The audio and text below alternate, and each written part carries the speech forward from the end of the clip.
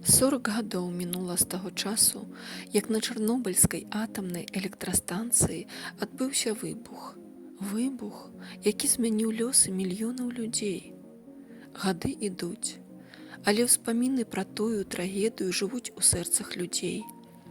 Яны жывуць у сэрцах тых, хто перажыў гэты час, гучаць у расказах нашых бацькоў і дзядоў, нагадваюць пра сябе ў маўклівых вёсках, пакінутых чалавекам, і знаходзяць адлюстраванне ў творах пісьменнікаў і паэтаў.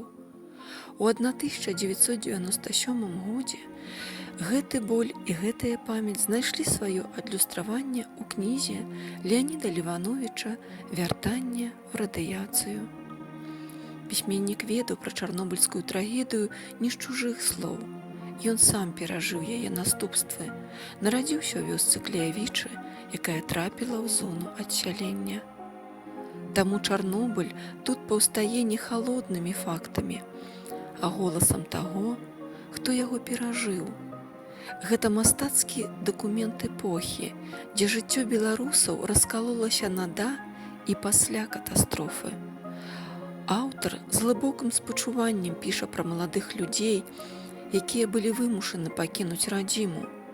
Здавалася б, яны жывуць далей у чыстых гарадах, у светлых кватэрах, але душа, яна не пераехала разам з імі.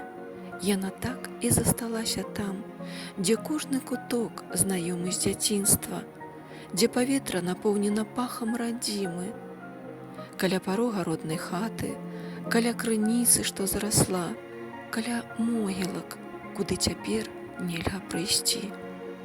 Час не спыняецца, але памяць і смутак не даюць жыць спакойна. Сэрца штодзённа кліча да роднай зямлі, і яны не вытрымліваюць, ідуць назад, вяртаюцца не да пустых вуліц і пакінутых хат, а да сапраўднага сябе, каб знайсці спакой там, дзе калісьці нарадзілася іх душа і дзе яна засталася назаўсёды.